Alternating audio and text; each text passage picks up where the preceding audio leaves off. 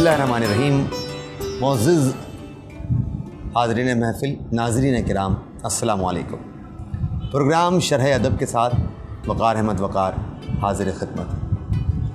जिस तरह आपके इल्म में है कि ये वो सिलसिला है कि जिसमें हम उर्दू अदब के और उर्दू निसाब के शुअरा की शायरी की गज़लों की यानी तशरीह पेश किया करते हैं। और इस सिलसिले में हमारा मौज़ूए सुख़न मीर तक़ी मीर की शायरी है और मीर तक़ी मीर की गज़लों की शरह के सिलसिले में आज 7वें प्रोग्राम के साथ हाज़िर ख़िदमत है। मीर का ही एक शेर, बार बार उसके दर पे जाता हूँ, हालत तब इज़्तिराब की सी है।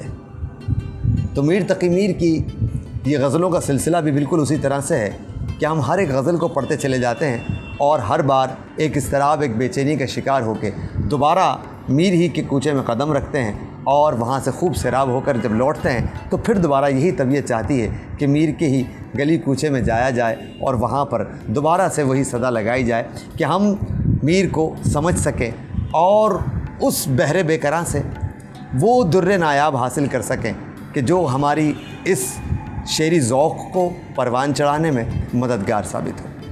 आज की गज़ल काश उठे हम भी गुनहगारों के बीच के साथ हाज़िर ख़िदमत है और मैं दावत सुख़न दे रहा हूँ, दावत कलाम दे रहा हूँ हमारे शायर प्रोफ़ेसर डॉक्टर सैयद अतीक़ अहमद जिलानी को कि वो इस गज़ल के हवाले से गुफ्तगू का आगाज़ फरमाएँ। बिस्मिल्लाहिर्रहमानिर्रहीम। गज़ल पर गुफ्तगू से पहले तो मैं वक़ार साहब आपको दाद देना चाहता हूँ। आज जो आपने तमहीद बांधी है तो इसमें मेरे दिल की आवाज़ भी शामिल क्या कि मीर का ज़िक्र जब छिड़ जाए तो फिर किसी और का ज़िक्र जी नहीं मानता। तो देखें ताबक है। तो गज़ल हमारे सामने है। काश उठें हम भी गुनहगारों के बीच, काश उठें हम भी गुनहगारों के बीच, हों जो रहमत के सज़ावारों के बीच। जी जी जी सदा उन अबरुओं में ही रहा, जी सदा उन अबरुओं में ही रहा, कि बसर हम उम्र तलवारों के बीच। जी सदा उन अबरुओं में ही रहा, कि बसर हम उम्र तलवारों के बीच। चश्म हो तो शाहबैत इस गज़ल का, चश्म हो तो आईना खाना है दहर, चश्म हो तो आईना खाना है दहर, मुँह नज़र आता है दीवारों के बीच। वाह वाह वाह वाह। चश्म हो तो आईना खाना है दहर, मुँह नज़र आता है दीवारों के बीच। हैं अनासिर की ये सूरत बाजियाँ, हैं अनासिर की ये सूरत बाजियाँ, शोबदे क्या क्या हैं इन चारों के बीच। हैं अनासिर की ये सूरत बाजियाँ, शोबदे क्या क्या हैं इन चारों के बीच। आशिकियो बेकसियो रफ्तगी, आशिकियो बेकसियो रफ्तगी, जी रहा कब ऐसे आज़ारों के बीच, जी रहा कब ऐसे आज़ारों के बीच। जो सिरिश्क उस माह बिन झमके है शब, जो सिरिश्क उस माह बिन झमके है शब, वो चमक काहे को है तारों के बीच, वो चमक काहे को है तारों के बीच। यारो मत उसका फरेबे मेहर खाओ, यारो मत उसका फरेबे मेहर खाओ, मीर भी थे उसके ही यारों के बीच, मीर भी थे उसके ही यारों के बीच। अव्वल ख्वांदगी के बाद अब कुछ तफसीली गुफ्तगू, कुछ इशारे, क्योंकि बहुत ज़्यादा तफसील की गुंजाइश निकालना आसान नहीं, वक्त की कमी का लिहाज भी रखना पड़ता है। तो और फिर आपसे इतनी गुफ्तगू हो चुकी है कि मेरे बुनियादी नुक्ता नज़र तक आपकी रसाई आसानी से होगी। जिस तरह मैं तफ़हीम करता हूँ अशार किया, जिस तरह मैं आपसे चाहता हूँ, तो वो मेरा ख्याल है अब कोई छुपी हुई बात नहीं।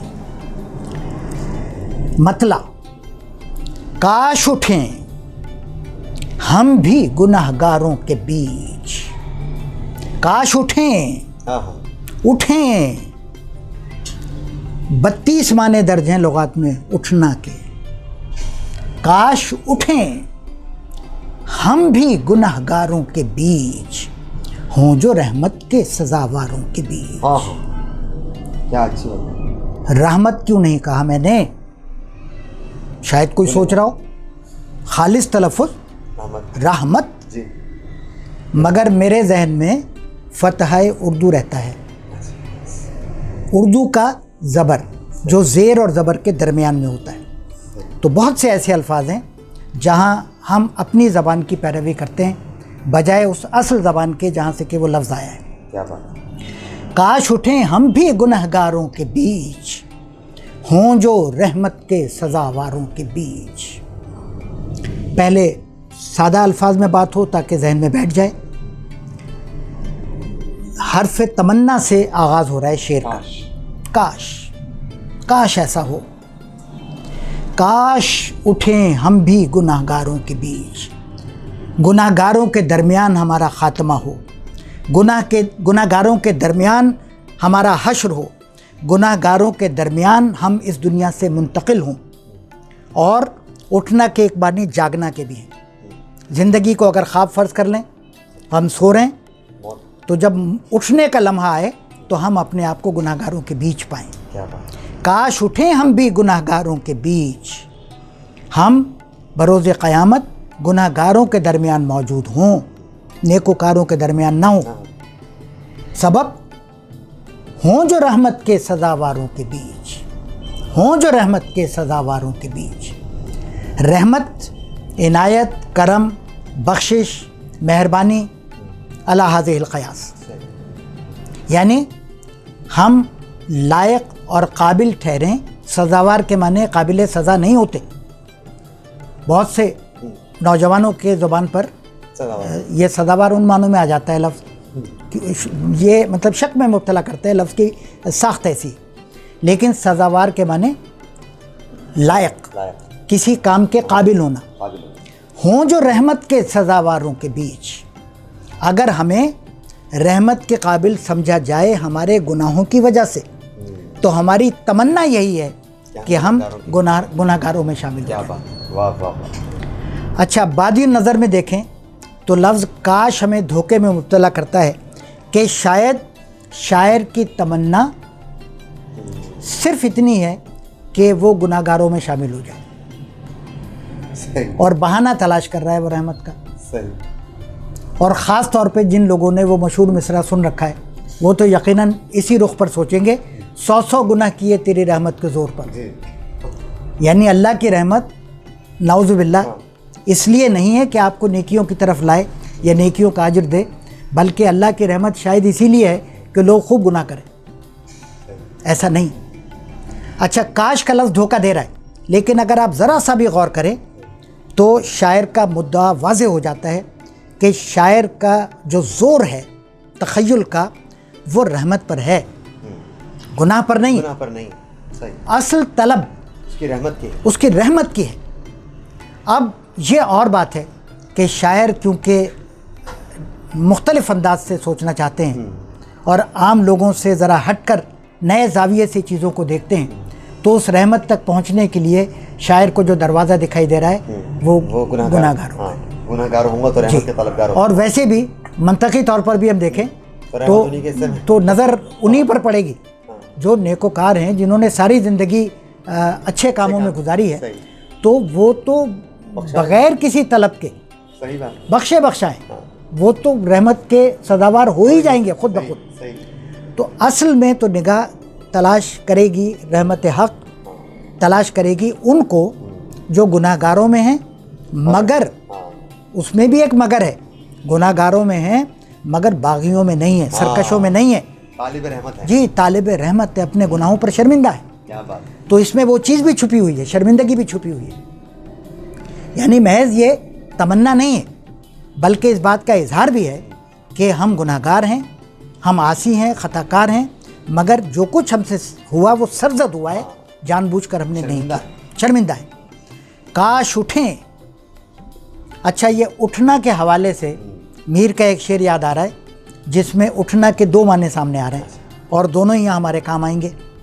यूं उठे आह उस गली से मीर, जैसे कोई जहां से उठता वाह, है। वाह, वाह, वाह। तो ज़ेरे बहस मतले में उठना के दोनों माने, अपनी जगह से उठना और फिर मुंतकिल होना इस जहान से उस जहान की तरफ, नींद से बेदार होना और हयात नौ पाना। अच्छा, एक मतलब और दिलचस्प मुझे महसूस हुआ। वैसे तो मैंने आपको बताया कि 30-32 मताले में एक और दिलचस्प महसूस हुआ, वो है बिकना, ख़रीदा जाना। वाह। कितने में उठा सौदा, कितने में तय हुआ। क्या बात है। तो मैदान हश्र में भी रहमत हक सौदा कर रही है। क्या बात है। वाह, वाह। सौदा कर रही है। काश उठे, हमारा भी सौदा हो, हमारा भी सौदा हो और बदले में हमारी कीमत किन सिक्कों से चुकाई जाए। जी, वो करेंसी हो, कौन सी, रहमत की करेंसी, उससे हमारी कीमत चुकाई जाए। वाह, वाह, वाह। काश उठें हम भी गुनहगारों के बीच, हों जो रहमत के सजावारों के बीच। बीच रह गया। क्या मज़े की रदीफ तलाश की है। और क्लासिकी शौरा में बेशतर ने जहाँ चे की रदीफ की ज़रूरत पड़ी है, तो ये इस रदीफ़ को, बीच की रदीफ़ को ज़रूर भरता है। और कई कई गज़लें कही। मीर के यहाँ भी हर दीवान में इस रदीफ़ में गज़लें मिलेंगी।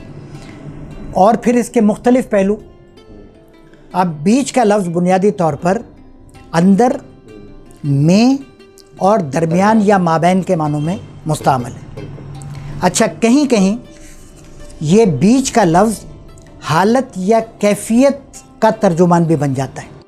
जैसे मीर का एक मिसरा नोट किया मैंने कि आ गए हैं मीर मस्जिद में चले मस्ती के बीच। हालत मस्ती में कैफियत जाहिर हो गई। आ गए हैं मीर मस्जिद में चले मस्ती के बीच। अब मस्ती के अंदर नहीं, वो हालत मस्ती में एक कैफियत है। जी। तो बीच की रदीफ कहीं कैफियत को जाहिर कर रही है और कहीं ज़र्फ़ ज़मा को जाहिर कर रही है, कहीं ज़र्फ़ मकान को जाहिर कर रही है। यानी टाइम, स्पेस, हालत, इन सब को मुहित है ये लफ्ज़। क्या बात। मतले से आगे बढ़ते हैं। दूसरा शेर। जी 36 दफ़ा बोलते हैं हम दिन में। जी जी नहीं लग रहा मोहब्बत में। मगर यहाँ जी ज़रा सा मुख्तलिफ हो गया।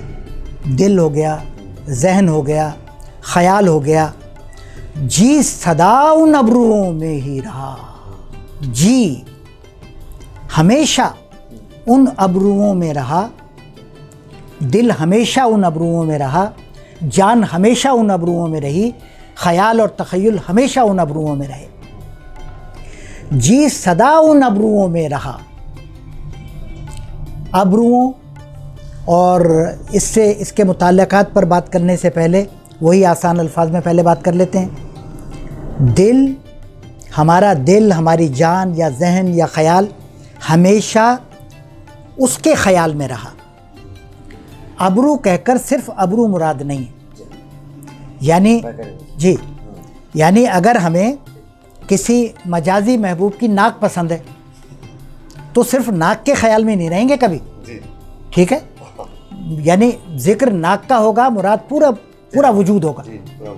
जी, तो जी सदा उन अबरुओं में ही रहा। दिल हमेशा उन अबरुओं का असीर रहा। की बसर हम उम्र तलवारों के बीच। अच्छा, हम उम्र का लफ्ज़ भी नो आमोज़ों को धोखा दे सकता है। हम सिन नहीं, की बसर हम ने जी अलामत फ़ाइल इसमें महज़ूफ़ है। और ये मीर के ज़माने का तौर था, उसलूब था गुफ्तगू का। और इस गुफ्तगू की रिकॉर्डिंग से पहले वक़ार साहब से मैं बात कर रहा था कि मीर के दौर तक हमारी क़वाइद इतनी मुस्तहकम नहीं हुई थी। बाकायदा नहीं हुई थी, सही, तो ये सब चलता था। सही, बाद में ज़बान बहुत रिफ़ाइन हुई है, बहुत उसमें सफाई हुई है, शुस्तगी पैदा हुई है, तरक्की हुई है कि बस। लेकिन मुझे ये अच्छा लगता है हाँ, कि बसर हम उम्र तलवारों की, हमने सारी ज़िंदगी तलवारों के साए में गुजारी है, तलवारों के दरमियान गुजारी है। अब पहले मिसरे में अबरू, दूसरे मिसरे में तलवार। सही, अबरू क्या हैं, जिन्हें एक बड़े नामाकुल से लफ्ज़ हम भौं से भी याद करते हैं, भवें या भौं। हाँ, तो अबरू ये जो कमानदार हड्डी है, आँखों के ऊपर मेहराब नुमा हड्डी है, और इस पर मौजूद दो तरफा बालों भरी लकीर, ये कहलाती है अबरू या भौं। ठीक है। अच्छा, इसका एक पहलू सूफियाना भी है, उस पर हम बाद में बात करेंगे ताकि अभी बात मुश्किल ना हो जाए। जी सदा उन अबरुओं में ही रहा, में ही रहा। ये भी आपसे बात हो रही थी अभी रिकॉर्डिंग से पहले कि ही में रहा बहुत से लोग कह देते हैं, या बाज़ जगह मुतून में लिखा हुआ मिल जाता है, मगर जो मुस्तनद मतन है उनमें में ही। हालांकि अगर कवायद की रूप से देखा जाए तो ये जो हस्र का ही होता है, ये उस लफ्ज़ के फ़ौरन बाद आता है जिस पर ज़ोर देना मकसूद हो। मैं शाम से ही आपका इंतज़ार नहीं कर रहा था, मैं शाम ही से इंतज़ार कर रहा था, क्योंकि ज़ोर शाम पर देना है मैं। लेकिन मीर ने इसके बरखिलाफ़ लिखा है, वजह वही है, मीर का अपना उसलूब ज़बान और कवायद की मजबूरी। तो जी सदा उन अबरुओं में ही रहा कि बसर हम उम्र तलवारों के बीच।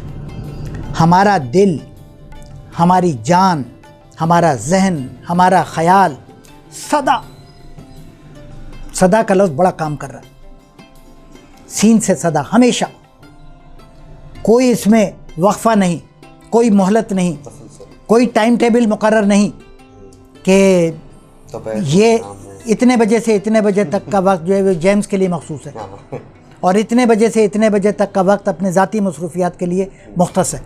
सदा कोई काम हो, कोई कैफियत हो, कोई लम्हा हो, कोई मसरूफियत हो, असल मसरूफियत, असल मरकज़ व महवर वही अबरू, उसके अबरू। और जब मैं अबरू कहूँगा तो अब आपके जहन में आएगा पूरा वजूद, उसी में मुब्तला रहा, उसी का असीर रहा, उसी के ख्याल में रहा। जी सदा उन अबरुओं में ही रहा। अच्छा, दूसरे मिसरे में तलवारों का लफ्ज़ आ रहा है।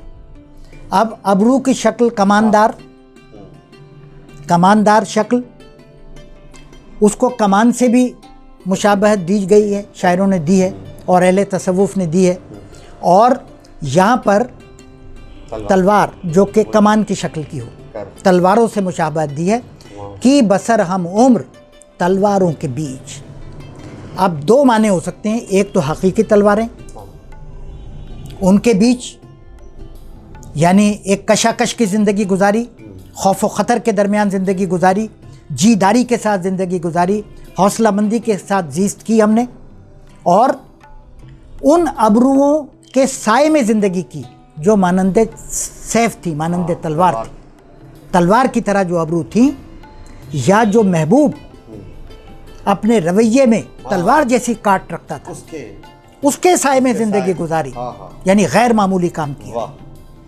जी सदा उन अबरुओं में ही रहा। अगर कमान फ़र्ज़ कर लें, तीर और कमान, उन अबरुओं के हवाले से महबूब के रवैये को, महबूब को, तो भी कैसी ज़िंदगी होगी तसव्वुर में आ सकती है। और अगर तलवार फ़र्ज़ कर लें तो भी बात ज़ाहिर है। जी सदा उन अबरुओं में ही रहा कि बसर हम उम्र तलवारों के बीच। अच्छा, अब आ जाइए इसके ज़रा से मानी को ऊपर उठाते। अहले तसव्वुफ़ के नज़दीक अबरू का लफ्ज़ एक बाकायदा इस्तिलाह है। चश्म का लफ्ज़ अगले शेर में आ रहा है और अबरू का लफ्ज़ इस वक्त हम पढ़ रहे हैं। तो अबरू वो तजल्ली ख़ास है, वो तजल्ली गैबी है जो किसी सालिक के दिल पर वारिद होती है। अल्लाह जब मेहरबान होता है, रहमत हक़ जब किसी पर होती है, तो वो अपनी तजल्ली से उस सालिक के उस मुतलाशी हक़ के दिल को मुनव्वर कर देता है। तो वो तजल्ली अहले तसव्वुफ़ के नज़दीक उसका इस्तिआरा और उसकी अलामत है अब्रू। और जिस ज़रिए से वो तजल्ली पहुँचती है वो ज़रिया है चश्म, जो अगले शेर में हम पढ़ेंगे। क्या बात, ठीक है। अच्छा, इसी हवाले से मज़ीद गौर व फ़िक्र का मौका हमें मिलेगा कि अब्रू बमाने सिफ़ात इलाहिया, अल्लाह की सिफ़ात जी सदा उन अब्रुओं में ही रहा। क्या बात है। अल्लाह की सिफ़ात, अल्लाह के नूर और तजल्लियाँ जो वारिद हुई दिल पर, दिल उनसे गाफिल नहीं रह सका, उनके हिसार में रहा, उनके घेरे में रहा। तो जी सदा उन अब्रुओं में ही रहा। और फिर एक लफ्ज़ और, काब कौसैन का लफ्ज़ बहुत सुनने में आता है। काब कौसैन, काब बमाने कमान का निस्फ और कौसैन दो कमाने, ठीक है। तो काब कौसैन एक हाथ या दो हाथ का वो फासला जो दो कमानों के दरमियान होता है। अगर इन अब्रुओं का आप दो कमाने फ़र्ज़ कर लें और दरमियान में थोड़ा सा फासला, क़ुर्बत का इस्तिआरा, ठीक है, क़ुर्बत का इस्तिआरा, नज़दीकी का इस्तिआरा। दिल तजल्ली हक़ से नज़दीक तर हो गया, ठीक है, तो उससे काब कौसैन की कैफियत हासिल हो गई, उसको वो नज़दीकी हासिल हो गई जो इन दो कमानों को हासिल है। एक साथ रहती हैं कमाने, मगर मुकाबिल नहीं है। एक साथ जी, जैसे एक ही लश्कर के दो सिपाहियों की कमाने हो तो उनका रुख एक दूसरे की तरफ नहीं होगा, अपने मुखालिफ की तरफ होगा। तो जी सदा उन अब्रुओं में ही रहा, दिल हमेशा उस महबूब की अब्रुओं का असीर रहा, उसकी सिफ़ात का असीर रहा। वो महबूब हकीकी भी हो सकता है, महबूब मजाजी भी हो सकता है, लेकिन इस दिल पर उसका क्या असर रहा? वो असर रहा जो तलवारों के दरमियान रहने वाले पर तलवारों का होता है, जो कमानों के निशाने पर रहने वाले पर उसकी दिली कैफियत पर, उसकी जहनी कैफियत पर असर होता है। वही असर इस शायर का क्या होता है? वो असर साए में तलवारों के रहने वाले कैसे होते हैं? आदी हो जाते हैं उस माहौल की। तलवारों के साए से निकल जाएं, सारी ज़िंदगी जो शिकार में रहा हो, शेर का शिकार करता रहा हो, भेड़ियों का, चीतों का शिकार करता रहा हो, बुढ़ापे में जब कमर लग गई बिस्तर से तो पोते पोतियों को किस्से भी शिकार के सुनाता रहेगा। ख्वाब में भी वही नज़र आएगा उसको कि 303 से मैं फायर कर रहा हूँ और इधर उधर हज़ारों पिद्दियाँ गिर रही, ठीक है। तो उस उम्र में जाकर तो क्या होगा? पिद्दियों का शिकार होगा 303 से। तो चश्म जी सदा उन अब्रुओं में ही रहा कि बसर हम उम्र तलवारों के बीच। अच्छा, तलवारों के बीच उम्र बसर जो करता है वो कभी खौफ का भी शिकार होता है, ठीक है, बिल्कुल, अंदेशे भी हैं जी। जिसका दिल तजल्ली इलाही से मामूर होता है तो उसका दिल खौफ की आमाजगाह भी होता है, उम्मीद का मरकज़ भी होता है। उसका ईमान उम्मीद और खौफ के दरमियान होता है। क्या बात। तो खौफ एक बहुत बड़ा उनसर है कि बसर हम उम्र तलवारों के बीच।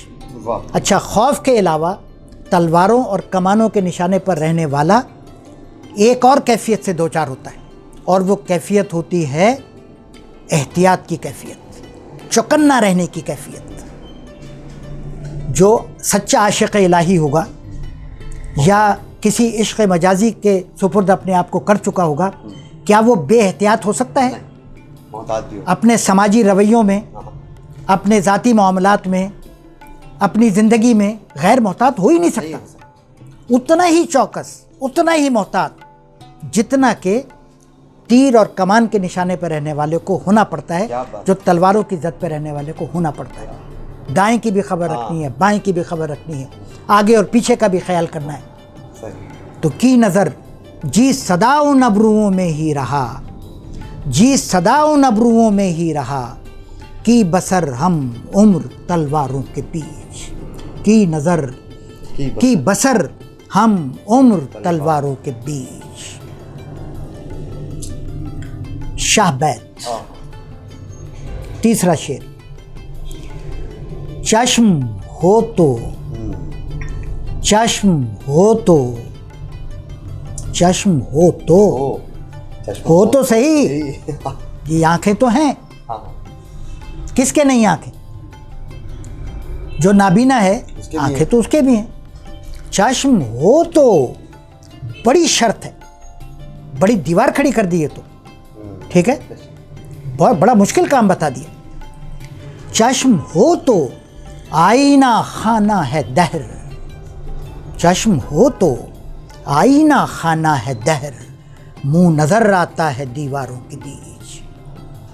एक मतन और मकबूल है कि मुंह नजर आते हैं दीवारों के बीच, जमा में भी है। जी, जमा के तौर पर भी है, लेकिन किसी मुस्तनद दीवान में नहीं।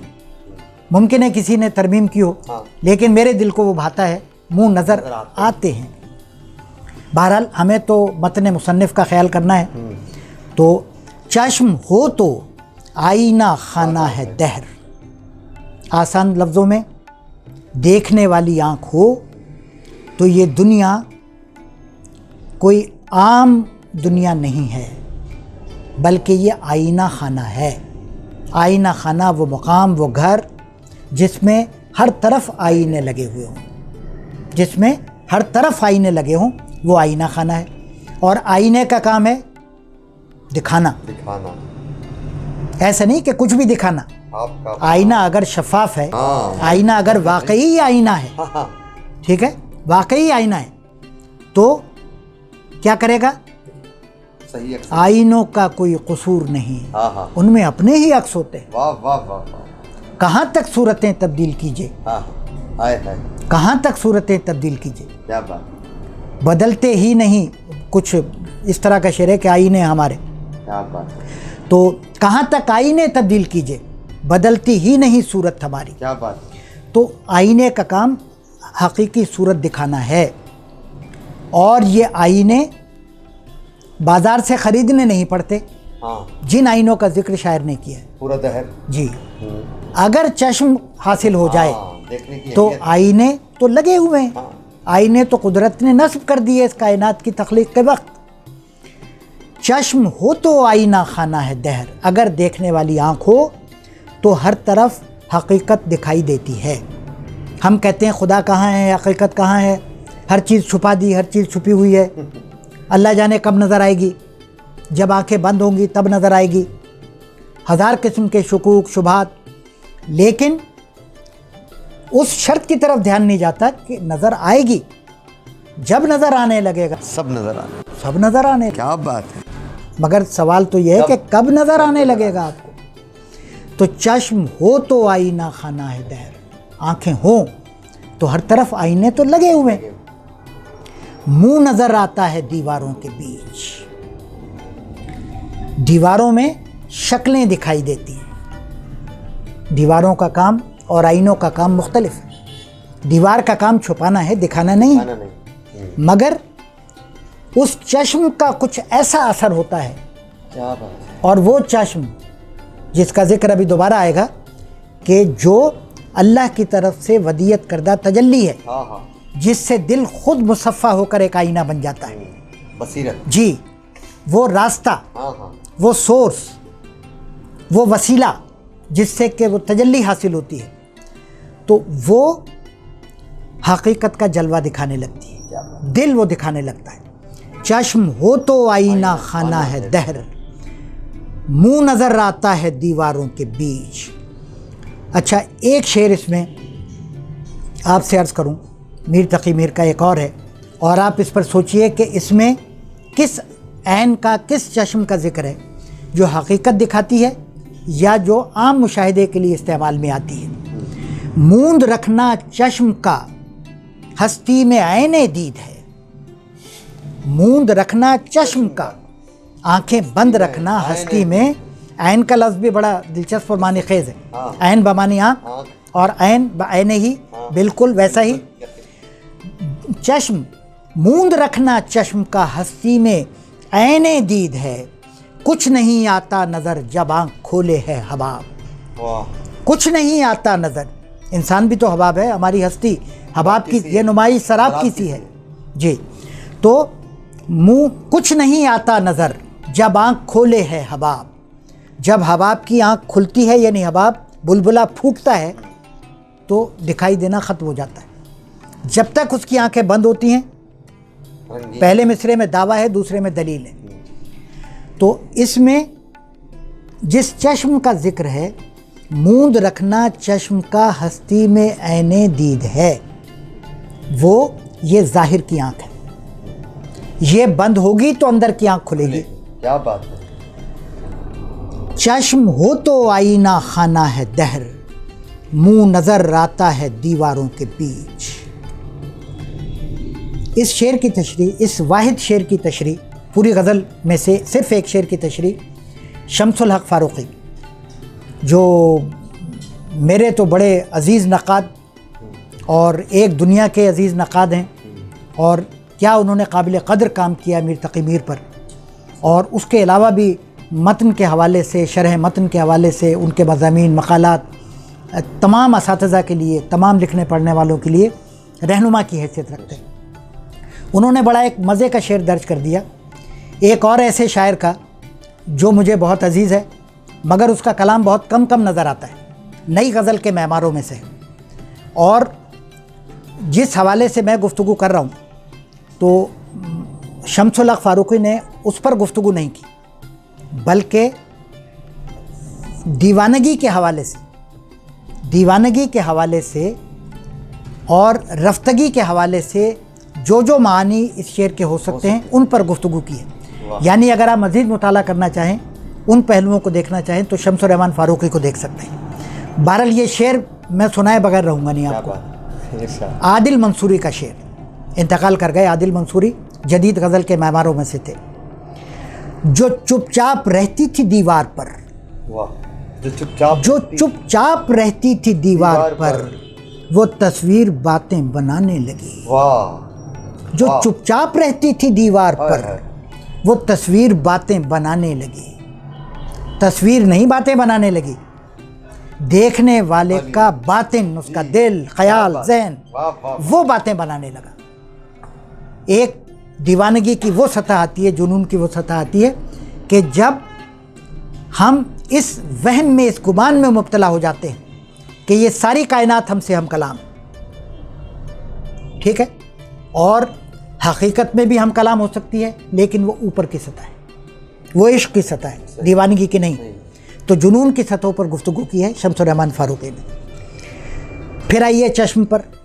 चश्म हो तो शर्त देख सकते हो, ऐसे नहीं देख सकते। चश्म हो तो, आपको भी याद आ रही होगी इक़बाल की वो नज़्म खिज़र राह, जिसमें शायर इंतज़ार कर रहा है समंदर के किनारे खिज़र की आमद का, किसी रहनुमा की आमद का, और फिर अचानक ज़ाहिर होते, बड़ी ड्रामाई कैफियत है, पढ़ने से ताल्लुक़ है, इब्तदाई बंद है। देखता क्या हूँ वो, देखता क्या हूँ कि वो पै के जहाँ पैमा खिज़र। देखता क्या हूँ, इस देखता क्या हूँ में जो ड्रामाइयत है, और रात का वक्त है। देखता क्या हूँ कि वो ऐसा वैसा आम शख्स नहीं।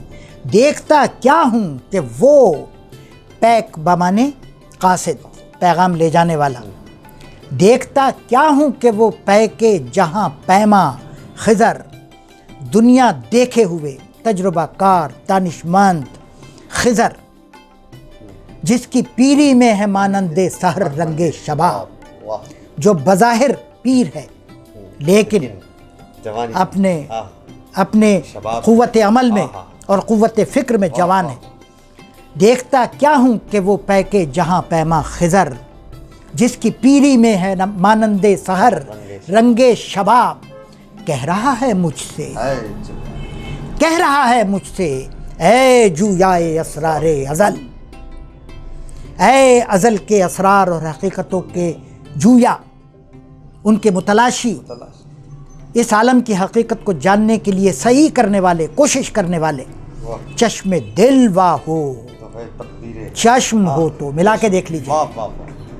इकबाल की नज़र में भी होगा ये सब कुछ। चिराग से चिराग जलता है।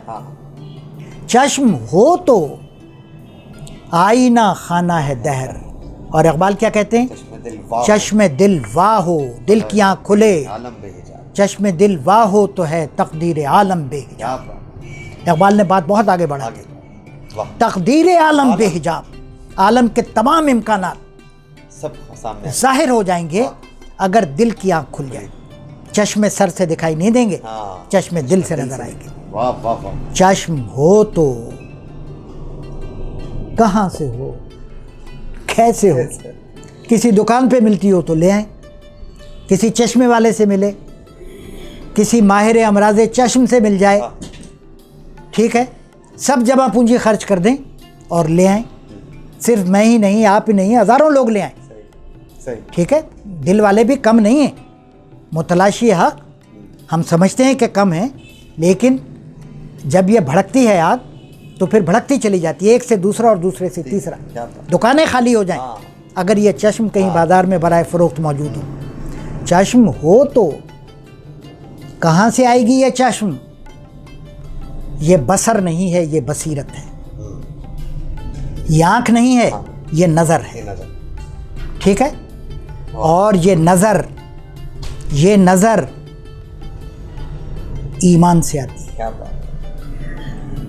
ठीक है, चश्म हो तो अब हम शेर पढ़कर आगे बढ़ जाएं और ये ना सोचें कि होनी चाहिए, हमारे पास भी होनी चाहिए, लेकिन फिर नहीं ये तो मीर ने पता तो बताया नहीं कहाँ से मिलेगी। तो पता हम बताए देते हैं आपको। पहला, इसके लिए जो सिक्के दरकार हैं, जो इसके लिए करेंसी चाहिए इसकी ख़रीदारी के लिए, ईमान, इल्म, ईमान, इल्म। अच्छा, इल्म भी कौन सा? इल्म रूहानी, इल्म दीनी, इल्म शरई और इल्म दुनियावी। इल्म दुनियावी से भी गाफिल नहीं रह सकते। ये हमारे यहाँ गलत फहमी है कि बस एक साइड मजबूत कर लो। और ये जो 800 साल में हमारा जवाल हुआ है हमारे यहाँ साइंस का और हमारी इंडस्ट्री का और दुनियावी तरक्कियों का, इसका एक सबब ये भी है कि हमने खानों में तकसीम कर लिया इल्म को। कुछ लोगों को मखसूस कर दिया कि आप ये पढ़ते रहें और कुछ को मखसूस कर दिया आप ये पढ़ते रहें। तो चश्म हो तो आईना खाना है दहर, बसीरत हो, बसीरत आएगी ईमान से, इल्म से और शऊर से। ये चीज़ें जमा कर लीजिए, यकीन मजबूत कर लें अपने अल्लाह पर, अल्लाह की रहमत शामिल हाल हो जाएगी, इल्म में भी बरकत हो जाएगी। ठीक है, वरना तो इल्म हासिल कर लीजिए बग़ैर रहमत इज़्ज़त के, बग़ैर तायीद इज़्ज़ती के वो इल्म भी हज़म नहीं होगा इंशाअल्लाह। ठीक है, उसकी जुगालियाँ होती रहेंगी लेकिन वो हज़म नहीं होगा। तो चश्म हो तो आईना खाना है दहर, मुँह नज़र आता है दीवारों के बीच, मुँह नज़र आता है दीवारों के बीच, मुँह नज़र आता है दीवारों के बीच। इससे कुछ ही कम। शाह बैत तो अपनी जगह, लेकिन अगर कोई शाह का वज़ीर या वज़ीर आज़म भी हम फ़र्ज़ कर लें शेर में, तो वो भी मौजूद है और साथ ही बैठा हुआ है बराबर की नशस्त में। हैं अनासिर की ये सूरत बाजियाँ, हैं अनासिर की ये सूरत बाजियाँ, शोबदे क्या क्या हैं इन चारों के बीच। अनासिर और चार लाजिम व मलजूम है, कदीम से तसव्वुर चला आ रहा है मुख्तलिफ़ तहज़ीबों में। चार अनासिर जी, क्योंकि कीमिया वालों ने तो बाद में बताया, ठीक है, और जॉन डाल्टन ने तो बाद में बताया, लेकिन मीर के अहद में ही बताया। एटम की शनाख्त, एटम की पहचान मीर के अहद में हुई। तो गालिब मुमकिन है कि इस शेर के आसपास ही कहीं वो भी अपना नज़रिया पेश कर रहा है। यानी बुनियादी जौहर, असल जौहर बमानी असल, एटम को सालिमा भी गालिबन इसी बुनियाद पर कहा, उसकी इस्तिलाह रखी गई कि वो एक सालिम यूनिट, ठीक है, लेकिन ये भी पुराना तसव्वुर कि उसके मज़ीद टुकड़े नहीं हो सकते। किसी भी शय का वो बुनियादी यूनिट, वो जौहर, वो असल जो मज़ीद हिस्सों में तकसीम ना हो सके। लेकिन गालिब के दौर में और उसके बाद की सदी में फिर साइंसदानों ने मज़ीद रिसर्च करके बता दिया कि वो भी सालिमा नहीं है, नाम का सालिमा है, वो भी इलेक्ट्रॉन, प्रोटॉन, न्यूट्रॉन पर मुश्तमिल है और उसमें एक न्यूक्लियस है, उसमें चार्ज हैं, पॉजिटिव, नेगेटिव, वो सब कुछ बाद में बता दिया गया। अच्छा, अनासिर का ये 4 का तस्वुर कदीम मुसलमानों में तो मौजूद था, लेकिन हिंदुओं में 4 नहीं 5 अनासिर, वो 4 अनासिर तो हो गए, आग, पानी, हवा और मिट्टी। हिंदू मिथ में आसमान को भी 5वें उनसर के तौर पर शामिल किया जाता था। तो ये 4 अनासिर का बहुत शोर हम शायरी में भी सुनेंगे और अपने फ़लसफ़े की किताबों में और जो कदीम साइंस की किताबें हैं वहाँ तक।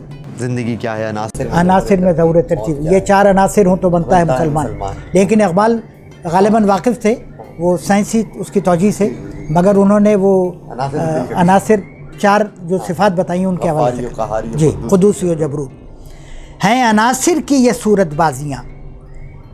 तो अनासिर असल हैं, जौहर हैं, बुनियाद हैं, वो बुनियादी मटीरियल हैं, वो बुनियादी नुक्ता हैं, वो बुनियादी शय हैं कि जिन पर ये इमारत कायम है किसी भी एलिमेंट की। ठीक है, पुराने तसव्वुर के मुताबिक तो अनासिर को अगर हम कहें तो एलिमेंट कहेंगे, ठीक है, लेकिन जदीद बुनियाद पर अगर आप पीरियोडिक टेबल देखें तो उसमें बहुत सारे अनासिर का जिक्र आपको मिल जाएगा। ठीक है, और हर उनसर कुछ एटम्स का मजमुआ है, सही। तो इस तरह से हैं अनासिर की ये सूरत बाजियाँ। आसान लफ्ज़ों में देखिए कि बुनियाद इस पूरी कायनात में जितनी चीज़ें हैं उनकी है अनासिर। पुराने तसव्वुर के हिसाब से हर चीज़ या तो आग से बनी है, या मिट्टी से, या पानी से, या हवा से, या इनके कॉम्बिनेशन से। उनका रेशो क्या होगा वो कमी बेशी, वो एक अलग रूहानी साइंस है, ठीक है, फ़र्ज़ी रूहानी, वो एक अलग मामला है। लेकिन जदीद साइंस के हिसाब से भी अगर आप एटॉमिक थ्योरी को देखें या जेनेटिक साइंस के हवाले से अगर आप देखें तो जानदारों की बुनियाद, उनका असल, उनका जौहर, वो जो जीन्स है उनके दरमियान कॉम्बिनेशन और उनके दरमियान रद्द-ओ-बदल, उससे शक्लों की तब्दीली, चीज़ों की तब्दीली, कायनात के नए नए रंग, हर चंद साल के बाद किसी भी जानदार का पूरा जिस्म, पूरा वजूद तब्दील हो जाता है। जीन्स के टूट फूट से, सालमों के टूट फूट से चंद साल के बाद, यानी हम कह सकते हैं हर 3-4 साल के बाद, अरे वो वक़ार, मेरा उससे कोई ताल्लुक़ नहीं, ठीक है, वो तो ख़त्म हो गया, मैं तो बिल्कुल एक नई चीज़ आपके सामने। तो जिस्म हमारा टूटता है और तामीर होता है, तखरीब होती है, तामीर होती है, सेल्स जी। हैं अनासिर की ये सूरत बाजियाँ। सूरत बाजियाँ, इसके लिए एक लफ्ज़ इस्तेमाल होता है बहरूप, सूरत बाजी, और सूरत बाज बहरूपिया, जिसकी असल है बहुरूप, बहुत सारे रूप बदल, बहुत शक्लें, ठीक है, वो शक्लें बदलता रहता है, कभी एक सूरत में आ गया, कभी दूसरी सूरत में आ गया। अच्छा, उसी में मुरादी माने आ जाएंगे फरेब, धोखा, किसी को हम शक्ल बदल के धोखे में लाते हैं। तो जो ये हमारे चारों तरफ शक्लें फैली हुई हैं, मखलूक़ात हैं, जानदार हैं या बेजान हैं, ये असल नहीं है, ये तो सारे बहरूप हैं, इनका असल कुछ और है। और ये सब अनासिर हैं जो हमें हिप्नोटाइज कर रहे हैं। हवा, पानी, मिट्टी और हवा और आग, ये 4 चीज़ें हैं, ये 4 दोस्त हैं या 4 जादूगर हैं जो बैठे हुए अपना खेल खेलते रहते हैं। अच्छा, तुम मुझ में मिल जाओ, मैं तुम में मिल जाता हूँ, इसको इसमें मिला दो, उसको उसमें मिला दो, चलो भाई तुम पहाड़ बन के खड़े हो जाओ, तुम ये हो जाओ, तुम वो हो जाओ, तुम ऐसे करो वैसे करो, चलो भाई तुम्हें सोने की शक्ल दे दी, कोई दरख्त बन गया, कोई इंसान बन गया। तो ये अनासिर के शोबदे हैं, सूरत बाजियाँ हैं, बहरूप हैं, हमें बहला रहे हैं, हमें धोखे में रख रहे हैं, एक तमाशा सा बना रखा है, एक खेल है, बाजी खेल भी होती है। हैं अनासिर की ये सूरत बाजियाँ, हैं अनासिर की ये सूरत बाजियाँ।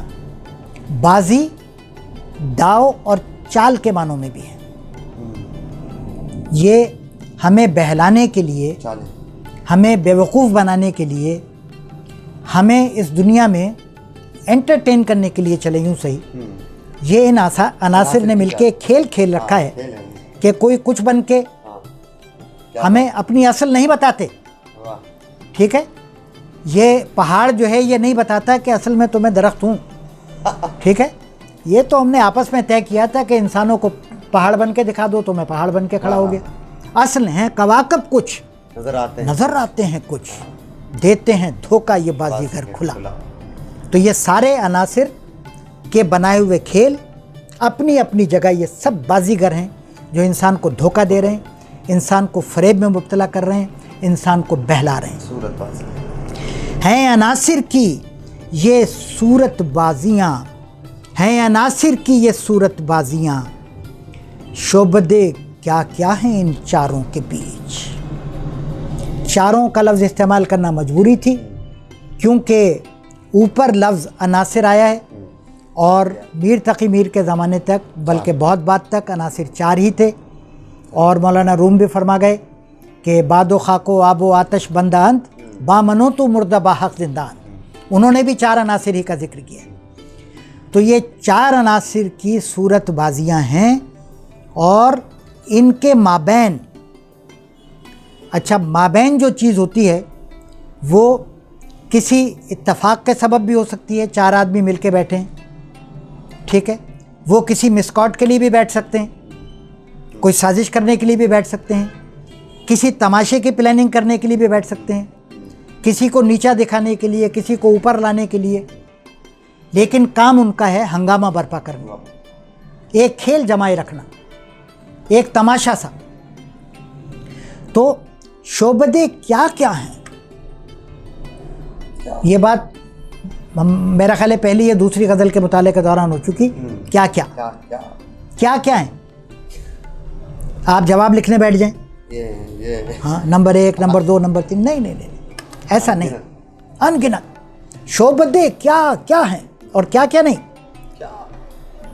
कैसे बयान करूँ, मैं तो खुद आजिज़ आ जाता हूँ। क्या क्या की गहराई और उसकी वसत को अपने लहजे के ज़रिए बयान करना, ये अगर आप किसी मजमे में करेंगे तो अगर मजमे में 2-4 नादान होंगे तो वो हंस पड़ेंगे।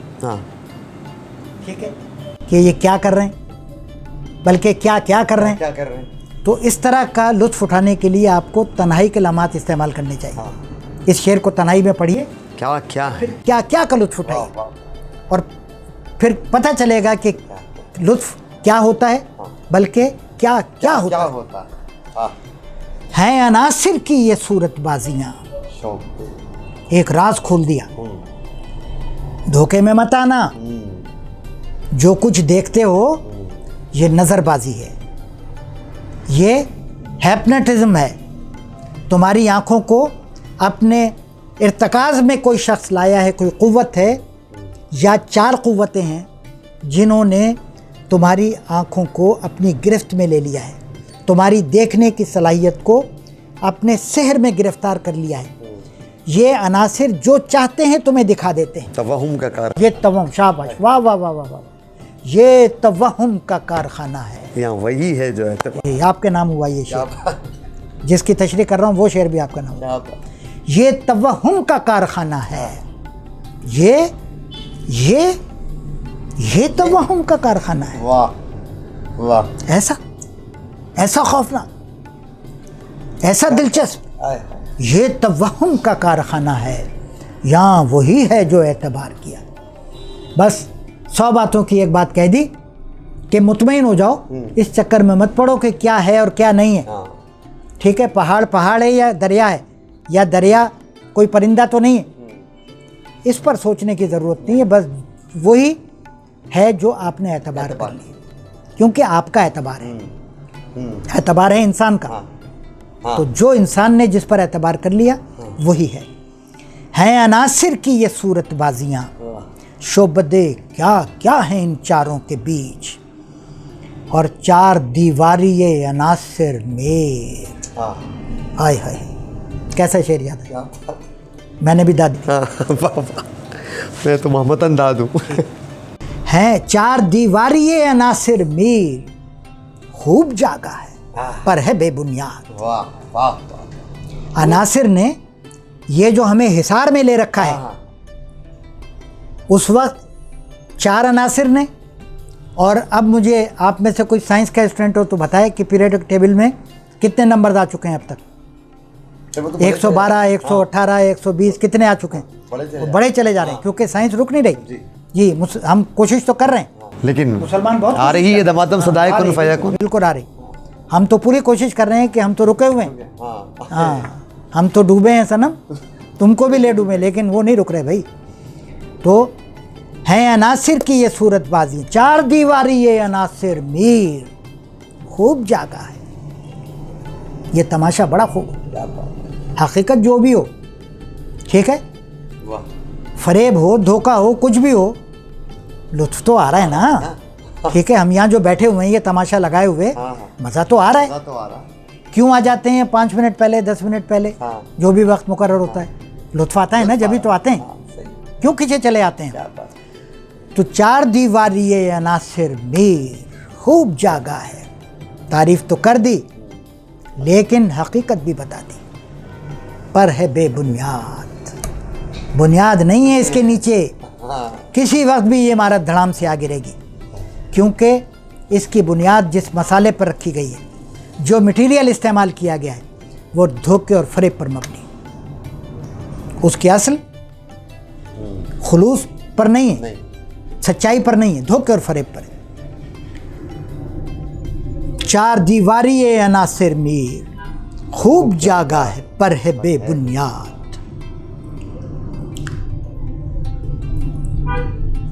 अगले शेर पर आए, एक घूंट पानी पीकर।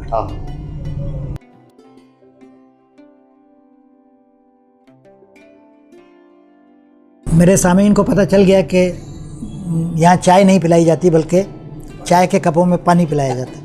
खैर कोई बात नहीं, अपने ही हैं अब तो ये 7वीं मुलाकात है, तो अपने ही हो गए जी। आशिकियो निस्बतन आसान अशार।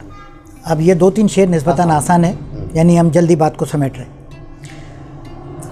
यह वो सूरत हाल है कि जब वो बड़े बड़े स्टेशन निकल जाते हैं और हम मंजिल मकसूद के नवाह में पहुंच जाते हैं, तो गाड़ी रुकती तो है, लेकिन एक तसल्ली होती है कि 10 मिनट के बाद वो आएगा, दौड़ आएगा, फिर वो क्या कौन कौन से 2-4 नाम लीजिए, और हम अपना सामान पैक करना शुरू कर देते हैं। तो ये छोटे वाले स्टेशन आ गए। आशिकियो बेकसियो रफ्तगी। आशिकी शेफ्तगी, शेफ्ता होना, किसी पर फरेफ्ता होना, किसी की चाह, किसी की तलब। लफ्ज़ चाह पर मैं आपकी खुसूसी तवज्जो का मुतमन्नी हूँ। आशिकियो बेकसियो रफ्तगी, चाह के एक माने कुएं के भी हैं। चाह बमाने कुआं, चाहे ज़क़न हो जी, चाहे ज़क़न। तो इश्क और कुएं में क्या मुमासलत है बताने की ज़रूरत नहीं। आशिकियो बेकसी, बेकसी कसनमी पुरसत के भैया कौन हो। अपनी आग में खुद ही जलता है जलने वाला, कोई नहीं पूछता। नसीहत करने वाले आ जाते हैं, तंज करने वाले आ जाते हैं, समझाने वाले आ जाते हैं, लेकिन अंदर की आग का हकीकी शनासा कोई नहीं होता। आशिकियो बेकसी, अच्छा इस बेकसी को भी जोड़ लीजिए आशिकी से, अलग नहीं है ये, इसमें कैफियत हैं तीनों, और तीनों जुड़े हुए हैं आपस में। आशिकियो बेकसियो रफ्तगी, रफ्तगी चले जाना, रफ्तन से, कहाँ से चले जाना? अपने हवास से चले जाना, अपने बातिन से रुखसत हो जाना, अपने आप से गाफिल हो जाना। ये किस तरतीब से आज़ा मुअत्तल हो रहे हैं। कभी आंखें नहीं हैं, क्या बात, और कभी चेहरा नहीं। वाह वाह वाह। ये कैफियत होती है रफ्तगी की, कि कभी दिल गया, ये लो भाई आंखें भी गईं। अच्छा अब हम पूरे के पूरे चले गए। सलीम कौसर याद आए थे जी। तो आशिकियो बेकसियो रफ्तगी, इसमें कैफियत तीनों, और कैफियत की वजह से ये सब जुड़े हुए हैं और इनमें मरकज़ी हैसियत आशिकी को हासिल है। आशिकी ही के साथ जुड़ी हुई है बेकसी, और आशिकी के साथ ही जुड़ी हुई है रफ्तगी। रफ्तगी हवास का मुख्तल होना भी है और ख़यालात का बेतरतीब होना भी है। तख़य्युल का हाथ में ना आना भी रफ्तगी के झेल में आता है, और हवास का बिखराव, बेखुदी की कैफियत। आशिकी व बेखुदी व रफ्तगी, अब इसको क्या आसान करें? आशिकी और बेकसी यानी तन्हाई, गुर्बत, यानी किसी शुमार में ना होना, यह है बेकसी। कोई नहीं पूछता, कोई नहीं जानता, कोई मुंह नहीं लगाता। और रफ्तगी, ये तीन चीज़ों का जिक्र है, तीन चीज़ों का जिक्र है। जी रहा कब ऐसे आज़ारों के बीच, जी रहा कब ऐसे आज़ारों के बीच, दिल रहा कब ऐसे आज़ारों के बीच। जी के माने दिल। जान कब ऐसे आज़ारों के बीच में रही, ख्याल कब ऐसे आज़ारों के बीच में रहा, नहीं रहा। इसके दो पहलू होंगे। पहले हम वो पहलू ले रहे हैं जो इस्तिफ़हाम इनकारी से ताल्लुक़ रखता है, नहीं रहा, यानी सवाल फ़र्ज़ करें और फिर उसका जवाब इनकार में देते चले जाएंगे। जी रहा कब, जी इतना नादान नहीं था, ऐसे नादान भी न थे जहाँ से गुजरने वाले, जहाँ से गुजरने वाले ऐसे नादान नहीं थे, कैसे आज़ारों के बीच में रहते। जी जी रहा कब ऐसे आज़ारों के बीच। आज़ार दुख, दर्द, तकलीफ़, ईज़ा, अंदोह और इस तरह के कई एक मनफी मानी। लेकिन एक और दिलचस्प मानी लुगात में आपको मिलेंगे, वो हैं भूत प्रीत। इश्क एक भूत, ठीक है, और जी रहा कब ऐसे आज़ारों के बीच। इसमें अच्छा कुछ वो लहजों के मश्क तो में हो ही गई अल्हम्दुलिल्लाह। तो कभी ये फ़र्ज़ कर लें कि शायर अपने आप से कह रहा है, और कभी नासे से कह रहा है कि तुम तो खामखा चढ़ाई कर रहे हो। हमारा आशिकी से क्या ताल्लुक़? जब आशिकी से ताल्लुक़ नहीं तो बेकसी से क्यों हो, और रफ्तगी से क्यों हो? जी रहा कब, जी रहा कब, ठीक है, बताओ, सबूत लाओ कि फ़लाँ मौके पर तुम इन आज़ारों में मुब्तला रहे। नहीं ला सकते। अपने आप से पूछते हैं और अंदर से जवाब आता है कि नहीं, आपने तो एक ज़िंदगी गुजारी है शऊर के साथ, बसीरत के साथ, एक अमली इंसान रहे हैं आप। आपकी तो अमलियत मशहूर रही है, एक दुनिया में डंका बजा है कि कैसा बाअमल इंसान है, ठीक है, न रिश्वत छोड़ता है, ना किसी की जेब पे डाका डालना भूलता है, ना किसी के साथ नाइंसाफ़ी करना भूलता है। तो इसका ताल्लुक़ उन आज़ारों से क्या हो सकता है? ठीक है, वो तो खुद फरामोशी की राहें हैं। क्या बात है। और ये तो फरामोशी की राहों पे नहीं चल रहा है, बल्कि याददही की राहों पे चल रहा है। इसे अपनी ज़िंदगी याद है, इसे अपना मुस्तक़बिल याद है, इसे अपने बच्चे याद हैं, अपना बंगला याद है, कोठी याद है, सब कुछ याद है। ये भला क्यों चलेगा दीवानगी के रास्ते पर? तो आशिकियो, बेकसियो, रफ्तगी, इस महाए कैफियत यकजान है। जी रहा कब ऐसे आज़ारों के बीच, नहीं रहा, ऐसे आज़ारों से दूर रहा, उसके असबाब पर रोशनी नहीं डाली। ये भी एक अलग मौजूद बहस हो सकता है कि क्यों नहीं रहा। नासे के समझाने के सबब नहीं रहा, किसी के खौफ से सबब नहीं रहा, कोई उम्मीद थी, किसी ओहदे का लालच था, किसी इनाम की उम्मीद थी कि ये काम छोड़ दो, तवज्जो की उम्मीद। हाँ बिल्कुल, अगर बेटा तू कर ले एमए पास तो फ़ौरन ब्याह दूँ लैला से तुझको, ठीक है, यानी वो रास्ता छोड़ दे और तालीम की तरफ आ जा, पढ़ाई वढ़ाई कर ले, एमए कर ले तो फ़ौरन ब्याह दूँ लैला से तुझको। तो ऐसा भी कोई आसरा नहीं। जी रहा कब ऐसे आज़ारों के बीच, ऐसे आज़ारों के दरमियान हमारा दिल नहीं रहा किसी नामालूम सबब से। हम उसकी ज़्यादा तशरीह नहीं करते हैं ताकि सुनने वाले अपने जहन और अपनी हालत के मुताबिक लुत्फ़ लें। क्या बात। अच्छा, अब रहा के तो और मानी भी हैं। जी रहा कब ऐसे आज़ारों के बीच, जी रहा कब ऐसे आज़ारों के बीच। अगर फ़र्ज़ करें कि नहीं रहा तो उसके मानी होंगे कि रुख़सत हो गया, रिहाई पा गया। रुख़सती इस दुनिया की हुदूद में भी हो सकती है, रिहाई इस दुनिया की हुदूद में भी हो सकती है, और इस दुनिया से मौत के रास्ते रुख़सत होने की सूरत में भी वो रिहाई मुमकिन हो सकती है। जी रहा कब, जी रहा कब ऐसे आज़ारों के बीच, रहा कब। जी एक माने और हो जाएंगे। नहीं रहा के माने उसने अपने आप को इन आज़ारों से जान छुड़ाने के लिए मौत के हवाले कर दिया। क़ैदे हयात व बंदे गम असल में दोनों एक हैं। मौत से पहले आदमी आशिकी से निजात पाए क्यों, बेकसी से निजात पाए क्यों, रफ्तगी से निजात पाए क्यों। क्या बात है। जी रहा कब ऐसे आज़ारों के बीच नहीं रहना चाहता था, लिहाजा उसने मौत को गले लगा लिया। इस दुनिया में ही नहीं रहा, यहाँ से रुख़सत ले ली।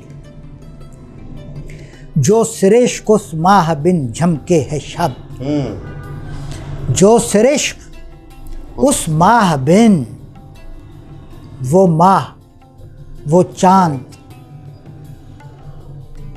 वो चांद कौन सा चांद जो हैदराबाद की फ़ज़ाओं से नज़र आता है, मुमकिन है। जो टंडो ठोड़ों से नज़र आता है, जो मेक्सिको से नज़र आता है, कौन सा चांद? ये तो एक ही है, ठीक है। ये तो कोई और ही चांद है, ठीक है ना। इसमें भी जो शेर पर पर्दा है वो हमें लुत्फ़ भी दे रहा है, सोचने पर मजबूर भी कर रहा है, और लुत्फ़ भी वो जो बड़ी राजदारी के साथ हासिल होता है। हमें किसी को बताना नहीं कि हमारा चांद कौन सा है, और लुत्फ़ भी हासिल हो गया। खुद ही सोचे, अपना अपना चांद खुद सोचिए। तो जो सिरिश्क, जो आंसू उस माह बिन झमके है शब। रियायतें लफ्ज़ों की देखिए, इन पर आज हमने बात नहीं की। रियायतों के बगैर लुक़मा भी नहीं तोड़ते, बड़ा फ़न है ये। जो सिरिश्क, जो आंसू उस चांद के बगैर, उस चांद की अदम मौजूदी में, यानी वो चांद गैर हाजिर है, वो मौजूद नहीं है, आसमान उसके बगैर स्याह है, चांद की रोशनी से महरूम है। लेकिन एक शय है जो उसी के असर से, उसके हिज्र के असर से, उसके ना होने के असर से चमक रही है, रोशन हो गई है। और कितनी रोशन हो गई है? जो सिरिश्क उस माह बिन झमके है शब, वो चमक काहे को है तारा। हाय हाय हाय, वो भी मान है जी।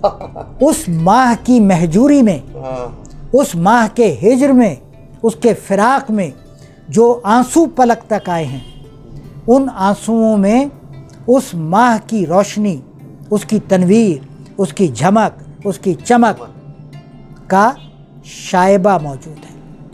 पूरी चमक नहीं हो सकती, शायबा मौजूद है, असर मौजूद है। और वो शायबा भी कितना है मकदार में और तासीर में, वो असर भी कितना ज़्यादा है कि तारों की रोशनी मांद पड़ गई। तारे एक दो नहीं होते, अनगिनत। सबकी मुश्तरका काविश भी उस एक आंसू की चमक के सामने रंग नहीं जमा रही। जो सिरिश्क उस माह से, माह बिन झमके है शब, माह बिन, बिन मोहम्मद बिन कासिम, वहाँ बिन के माने बेटा, ठीक है, और ज़बर लगा दें तो नाश्ते में खा लें, या बमानी जंगल, ठीक है, बन में भी बन ले जा सकते हैं, कोई पाबंदी तो नहीं है। मगर यह है बिन, बग़ैर, सिवा नहीं। सिवा ये भी एक बड़ा कंफ्यूज करने वाले दो लफ्ज़ हैं, सिवा और बग़ैर। लुगात में देखिए, असातिज़ा के कलाम पर गौर कीजिए तो दोनों के इस्तेमालात में एक गुना फ़र्क है। कहीं यकसां हो जाते हैं इनके मानी और कहीं एक दूसरे का मुतबादिल नहीं बनता है। जहाँ बग़ैर आएगा वहाँ बग़ैर ही आएगा, वहाँ बिन ही आएगा, वहाँ सिवा नहीं आएगा। ठीक है, मैं आपके सिवा किसी से बात नहीं करूँगा, मैं आपके बगैर किसी से बात नहीं मैं आपके बगैर किसी से बात नहीं करूँगा। हाँ, फ़र्क है दोनों में। तो जो सिरिश्क उस माह बिन झमके है शब, जो आंसू हमारी पलकों पर आता है उसके हिजर की वजह से, उससे दूरी के गम में, उसमें इतनी चमक होती है, बल्कि अगर आप इजाज़त दें तो मैं अवामी तलफ़ुज़ इतनी इस्तेमाल करूँगा, मुझे ज़्यादा ज़ोरदार महसूस हो रहा है। इतनी चमक होती है उसमें, माह बिन चमके है शब, वो चमक काहे को है तारों के बीच। अंजुम कमज़ोर गिरफ्तार तिलिस्मे महताब हैं। बिल्कुल बिल्कुल। वो चमक काहे को है तारों के बीच। अब ये काहे को भी हमारी जो ज़बान हम तर्क कर चुके, भुला चुके, उसके मीठे लहजों को, उसके मीठे रोज़मर्रा को तो हमें नहीं छोड़ना चाहिए। क्या बात। और अब भी कभी कभी उन्हें याद कर लेना चाहिए था, याद कर लेना चाहिए। वो चमक काहे को है तारों के बीच। और अब आ जाइए मक्ते की तरफ। यारो मत उसका फरेबे मेहर खाओ।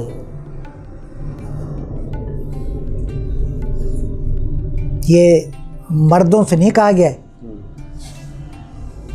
जो बीवियों की रजामंदी से खा जाते, ठीक है, उनसे नहीं कहा गया जी। ये मेहर है, मोहब्बत, और इसके माने इत्तेहाद भी हैं, इसके माने इखलास भी हैं, इनायत भी हैं, करम भी हैं। यारो मत उसका फरेबे मेहर खाओ। ऐ मेरे अजीज़ों, मेरे अहबाब, मेरे दोस्तों, उसकी मोहब्बत का धोखा न खाओ। एक माने वो जो तुमसे इत्तेहाद और यगानगत का मुजाहरा कर रहा है कि हाथ में हाथ दे के चलेंगे मुजाहरा करने, धरना देने, ठीक है, यकीन न कीजिए सुबह घर से नहीं निकलने का, ठीक है, नहीं निकलेगा सुबह तुम्हारा साथ देने के लिए। यारो मत उसका फरेबे मेहर खाओ। दो डायमेंशंस हो गए। उसकी मोहब्बत का एतबार मत करो, उसकी यगानगत का, उसके वादा इत्तेहाद का एतबार मत करो, उसकी दोस्ती का एतबार मत करो। आम समाजी मामलात, ताल्लुकात, दोस्तियाँ एतबार न करो, उसके इखलास का एतबार न करो, और उसकी इनायत और करम का एतबार न करो। वो जो इनायतें कर रहा है तुम पर, एतबार नहीं है, कोई गरज हो सकती है उसके पीछे। जो शख्स 4 पैसे देने को तैयार ना हो और अचानक वो कहे कि भाई 2-4 लाख चाहिए तो ले लेना, तकल्लुफ़ ना करना भाई, ठीक है, आपस में हैं, हम भाई हैं, दोस्त हैं, तो 4 लाख जो देने पे आमादा है तो रुक कर सोच लो मेरे अजीज़ों कि कल कहीं 40 लाख देने ना पड़ जाए। एतबार नहीं। अच्छा, यारो मत उसका फरेबे मेहर खाओ। यारो उसकी हमदर्दी, हमदर्दी भी एक माने, उसकी हमदर्दी का फरेब मत खाओ। इसकी हमदर्दी के पसे पर्दा भी कुछ मकासद हो सकते हैं। यारो उसका फरेबे मेहर खाओ, यारो उसके रहम का फरेब मत खाओ। अचानक वो रहम दिल हो गया, जो आमादा कत्ल था, जो खशमगी निगाहों से तकता था हर लम्हा, अचानक उसे प्यार आ गया, अचानक वो तवाज़ु पर उतर आया, मुदारात पर उतर आया, तो इसके पीछे भी कोई दुनियादारी का मकसद हो सकता है। तो इतने सारे ये मतलब। यारो उसका फरेबे मेहर, यारो मत उसका फरेबे मेहर खाओ, यारो मत उसका फरेबे मेहर खाओ। इतने सारे मतलब सुनने और जानने के बाद क्या हमारे जहन में किसी ऐसे मीर का तसव्वुर आता है जिसने अपने आप को एक कमरे में बंद कर रखा हो, जिसने तजुर्बाते दुनिया की तरफ तवज्जो ही ना की हो, जो लहरों में कूदा ही नहीं, वो लहरों के ज़ोर से क्या शनासा हो सकता है। ये तजुर्बात ज़िंदगी, मुशाहिदात हैं, और ये ऐसे खूबसूरत मशवरे, अमली मशवरे हैं। Practical life. जी, प्रैक्टिकल लाइफ। जो कहते हैं कि गज़ल सिर्फ ख़यालात की बुनत का नाम है, तो उन्हें ये शेर पढ़ना चाहिए कि वो जो गालिब का कौन सा शेर है कि रंज से खुगर हुआ इंसान तो मिट जाता है रंज, मुश्किलें इतनी पड़ी मुझ पर कि आसा हो गई। ये भी अमली तजुर्बा है। अमली तजुर्बे के बग़ैर कोई आदमी जो घर में बैठा हुआ हो वो ऐसे नताइज नहीं कर सकता। ऐसे जो अमलन ज़िंदगी की दौड़ में, कशाकश में शामिल रहे, वो इन नताइज तक पहुँच सकता है। यारो मत उसका फरेबे मेहर खाओ, मीर भी थे उसके ही यारों के बीच। उस ही के नहीं बल्कि उसके ही, ठीक है जी। वो मीर भी थे उसके ही यारों के बीच। ये तो एक इत्तला है। पहले मशवरे थे, उसके बाद इत्तला है। तफसील नहीं है, बात को कुछ बताया गया है, कुछ छुपाया गया है। यानी जो कुछ भी ऊपर कहा गया है, अगर उसकी तफसील देखनी है तो अहवाले मीर देखो। मीर की जो दुर्गत बनी हुई है, मीर का जो हाल बना हुआ है, ठीक है। वो क्या कहा था मीर ने कि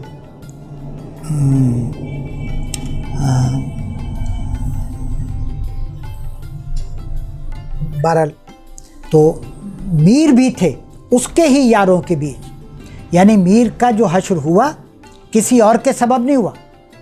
जिस पर तुम मुल्तफित हो, जिसको तुम मुखलिस समझ रहे हो, हमदर्द और रहमदिल समझ रहे हो, जिसके साथ तुम आजकल पींगे बढ़ा रहे हो, तो उस पर एतबार करने से पहले हमारी हालत ज़ार का मुशाहिदा करते जाओ।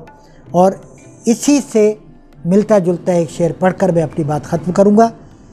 लुत्फ़ पर उसके हम नशी मत जा, लुत्फ़ पर उसके हम नशी मत जा, कबू हम पर भी मेहरबानी थी। कबू हम पर भी लुत्फ़ पर उसके हम नशी मत जा, कबू हम पर भी मेहरबानी थी। निहायत अमली शेर है, ठीक है। अगर ज़िंदगी में हमें चीज़ों को देखने के लिए निगाह पैदा करनी है, वो बसीरत वाली निगाह तो बहुत दूर की चीज़ है। एक छोटी मोटी निगाह पैदा करनी है ताकि हम धोखा ना खाएं, ताकि हम लोगों को समझने के काबिल हो जाएं, तो मीर का ये शेर जहन में रखना होगा हमें। लुत्फ़ पर उसके हम नशी मत जा, कबू हम पर भी मेहरबानी थी। हम पर भी मेहरबान था, और उस मेहरबानी का नतीजा क्या निकला जी। अच्छा, एक बात इसमें और रही जाती है कि ये शेर भी वो है जिसको आप इलास्टिक की तरह खींच सकते हैं, और उस इलास्टिक को खींचकर कभी एक सीधी लकीर बना लें और कभी उसको दायरा बना लें, ठीक है, जो पूरी दुनिया को मोहित हो जाए, सारी आलमी सियासत को मोहित हो जाए। बड़ी ताकतें अपने छोटे शिकारों के साथ दोस्ती के पैराए में, इखलास के धोखे में, इत्तेहाद के रंग में जो जो खेल खेलती हैं, वो सब इस मीर के इस शेर में ज़ेर सतह मौजूद है। बड़ी नवाजिश, बहुत शुक्रिया। अल्लाह हाफ़िज़। मोअज़्ज़िज़ नाज़रीन किराम, जैसा कि हम देखते जा रहे हैं कि मीर तक़ी मीर, जिसको शायद किसी एक ज़माने तक हम एक इंतहाई मुश्किल शायर तसव्वुर करते थे और उसके शेर को समझना हमारे लिए इतना आसान ना होता था, आज हम इस प्रोग्राम की तसलसल में, इस तरतीब में कभी इकबाल को भी उसमें शामिल हाल देखते हैं, कभी गालिब को भी देखते हैं, कभी दर्द को भी देखते हैं। तो ऐसा लगता है, जैसा हमने पहले भी अर्ज़ किया, कि ये एक पूरी दुनिया है जिसका अहाता किए हुए है मीर की शायरी। और ये तमाम अफराद, तमाम शुअराए किराम, ऐसा लगता है कभी कभी तो कि ये सारे के सारे मीर की मदद कर रहे हैं, या ये सब मिल के ही एक इस पूरी कायनात का एक ऐसा नक्शा बनाए जा रहे हैं जिससे कि इस पूरी दुनिया को समझने में, अपने आप को समझने में बड़ी आसानी हो जाएगी। इसी ख़याल के साथ और इसी यकीन के साथ कि आप हमें देखते रहेंगे और इसी तरह पसंद करते रहेंगे और अपनी आरा से हमें इसी तरह आगाह करते रहेंगे जिस तरह आप इस प्रोग्राम में कर रहे हैं। इजाज़त दीजिए, अल्लाह ने के बाद।